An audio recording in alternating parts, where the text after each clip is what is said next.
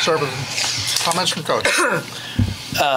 First off, I'd just like to thank our crowd, everybody that helps put on this event. I thought it's first class. I think that's what we do here at Louisville when we put on an NCAA tournament. Everything is done the way it's supposed to be. So I want to thank all of our volunteers, all of our support staff, everyone that makes this possible, because it's not easy. There's a lot of people that volunteer their time. So we're fortunate enough to be able to do something like this and host.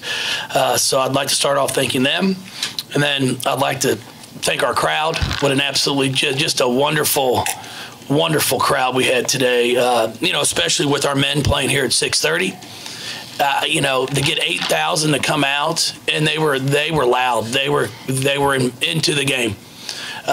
It speaks volumes for what we can do here at Louisville athletics. Not just one sport, because I'm excited to see what our men's crowd is tonight.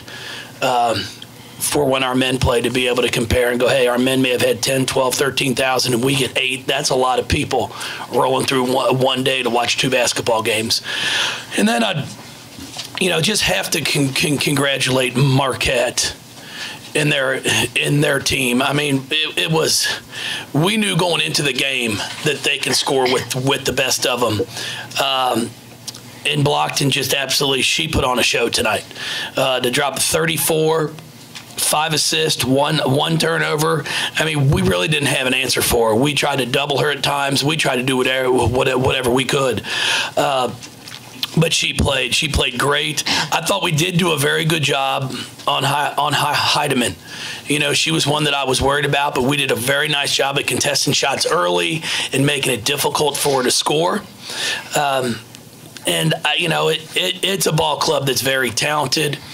They're very well coached, and just want to wish them nothing but the best next season. And then for our kids, I thought from top to bottom, everybody gave us a lift. I thought off the bench, I thought Kylie came in the first half and played big minutes for us. I thought she was really good. Dana came in and gave us big minutes too. Bianca, although it's only 7, they were 7 important minutes. So I was just really proud of them. And then you look at Asia, when she saw the ball go in, I know she felt better. That was a great night for her. 6 assists, 3 turnovers. Jazz, 6 of 9, 7 assists, 1 turnover. And I thought AC, even though she only comes up, she only scores 2 points, I thought she's a calming influence on the floor for us. I thought she did a great job. And then, when you talk about Myisha and Sam, I challenged them both because we knew that's where our advantage was going to be, was in the post. And I thought they both came out and really played aggressive and played hard. And that's kind of what separated things for us. Thank you, Coach. Okay, questions for the student athletes? This just goes for all 3 of you. What were you doing so well against Marquette in the first half? Myisha? We moved the ball really well. We got the ball inside, like Coach Walz mentioned. Our advantage was inside, and that's what we tried to do. Once we got the defensive rebound, we ran in transition too, so we got a lot of open layups, open looks, and Asia was hitting really well, so we get to fall to her, and she's amazing, so she was able to do a lot for us in the first half. Asia? I would say the same thing as Maya. I think our tempo was pretty good. Like Coach Walz just said, we were trying to feed the ball inside the post because, Maya and Sam did a heck of a job tonight, as they do every single game. So, I think we played hard as well. We started off really, really, really strong, and we kept on going. We had a few breakdowns. I had a lot of breakdowns, but, we're going to watch this film and see what we could take from the game. Sam? To go along with what Myisha said, our advantage was in the post, so that's where we brought it. Yeah. I like that, Sam. You're welcome. For any of you, 27 assists for 40 baskets. Was there an extra emphasis today on moving the ball, making the extra pass? Asia? It's been the same thing we've been talking about since the first game. Coach Walz has been trying to tell us if we move the ball great, we get great shots. And I think we did a good job of doing that tonight. We try to, get tempo going, every day in practice. That's what we practice, pushing the ball up the floor, and I think we do a good job of doing that. Sam? We find the open man. We're always moving, well, sometimes, but yeah, I mean, we find the open man, we pass the ball, reverse it, so that's how we scored. Myisha? Yeah, good job, guys. Good job. Good job, Mai. You too. Double. Tim. Kim? For Myisha and Sam, Myisha, I think you had your first 10 shots. Sam, you might have had a career high today. When you get into a mismatch like this physically, does it change the way that you play? I mean, they want to feed the post, but do you become more aggressive? Do you become more aware that you have opportunities to dominate inside? Myisha? No. I mean, last game for me personally, I couldn't, the ball just wasn't going in and I was shooting layups. So I made sure I was focusing on that today, and I had made the first 10. I didn't know that. But, that works, and whatever works, that's what we do. It doesn't, we try to get the ball inside. If Asia or AC or Jazz is hitting, we try to get them the ball. We don't want to force it inside if it's not working. But today it worked, and we got the ball inside. Sam? We try to play our game. Nothing changes for us personally, but you're more aware of who's guarding you. Like when a 6'5" girl is guarding you, because either that's getting swatted or yeah. But when a 5'11" girl is guarding you, and you still go up strong the same way. So. Asia? I'm going to say the same thing that they just said. Yeah. I mean, we have great post players, Mai and Sam. Yeah. She's not welcomed in the post group yet. No. Can I answer the question? I can answer the question. I was finna have y'all back, but I'm just. You can ask AC that question. Yes, you can ask AC. All right, I was finna say some great things, but good. Nope. Good job, Sam. Thank you. Myisha, you kissed the floor. You kissed the cardinal bird. I think you hugged a bunch of babies and kissed some people while coming out. It took forever to come up. Just talk about your emotions coming off that floor and your last game. Don't cry. God dang it. I thought we were just going to... Oh, my God. I'm going to cry. Okay, we're good. Can we come back to that one when I'm good? I'm joking. I mean, it was my last game here. I wanted to go out with a win, and my teammates got that for me, and I'm just so thankful to just make it here this far and have great teammates around me and wonderful fans that actually come out to the games and know what they're watching and just support us from my freshman year all the way up till now. The fan support has been amazing, and I was hugging the kids because those are faces I see every single game. They weren't new, so it was you feel a connection, they're actually a part of you. And I mean, I consider everyone that I've met here my family, and I hope that I made a good impression on them, and I'm just so thankful that It's about to make me cry. We're seeing the Marquette fans. Oh. Thank you. During the game, I got heated, and I looked at one of the fans, and I don't remember what I said, but I think I just pointed up to the scoreboard, and that's not me. That's not who I was, so I was going over there apologizing and just telling them that's not me. And they're awesome fans, and they traveled this far to support their team. And, I mean, Marquette's a great team, too, so it was just not me that I did that, so I was just going to go apologize. Gary and then Dan.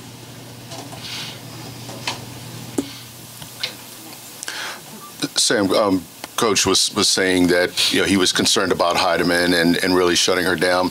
You all rotated a bunch of coverages on her. I think there were several times early on where you were fronting her.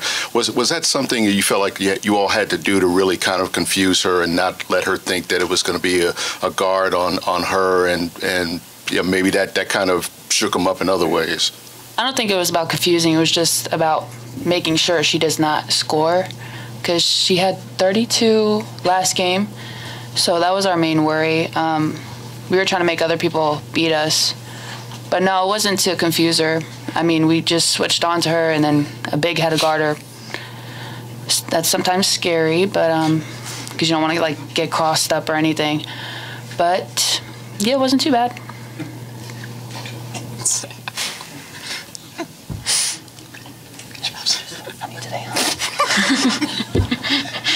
you say? Everything just so funny today. Go ahead. Everyone was just laughing. Myisha, you mentioned the last few minutes before you left the court there. What did you, knowing this was your last time out here, what did you want to make sure you saw or took in before you left? I was just worried about getting a win. It didn't matter how I played. I just wanted to get a win. I could have played phenomenal. I could have played crappy. As long as we got the win, that's what I was most satisfied in and looking forward to.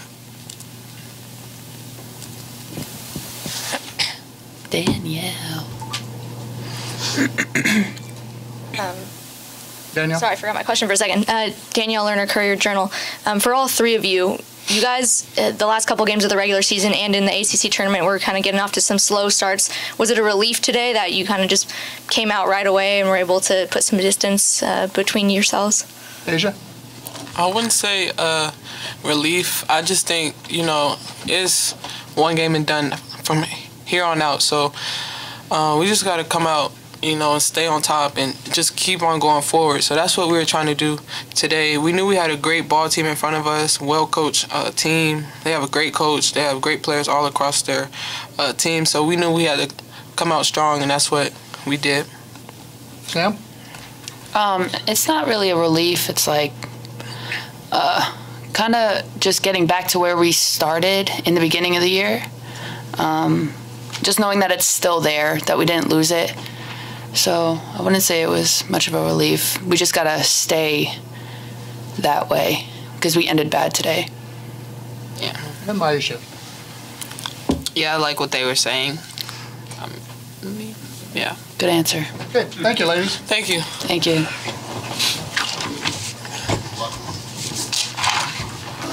Oh, sorry.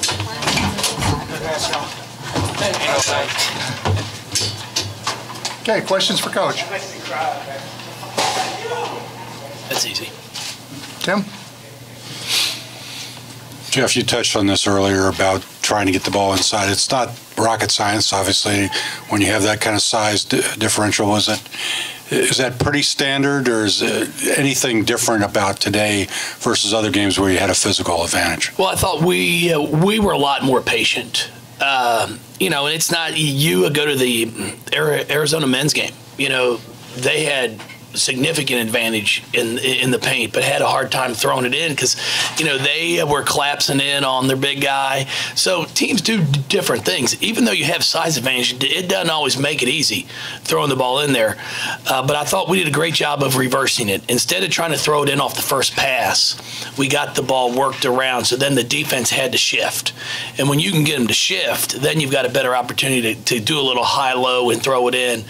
And then Sam and Myisha finished, which is a big thing. I thought they finished well. They finished over people. They finished with some contact. And that's what you have to do at this time of the year. You've got to be able to finish. Coach, 24 points for Myisha Hines-Allen. What was she doing so well this game that set her apart? Well, she was a lot more active. Some of the rebounds that she went up and got, it's pretty darn impressive how strong she plays. And, she wanted the ball. Instead of just sticking her hip out and calling for a little wraparound pass, she actually got 10 toes to the ball, as we like to say, and was demanding it. And then she made some good, strong moves. And then for Myisha, you can normally tell how she's going to play by the way she rebounds the basketball. When she starts to go after him the way she did, then some good things are going to happen at the offensive end also. Jody?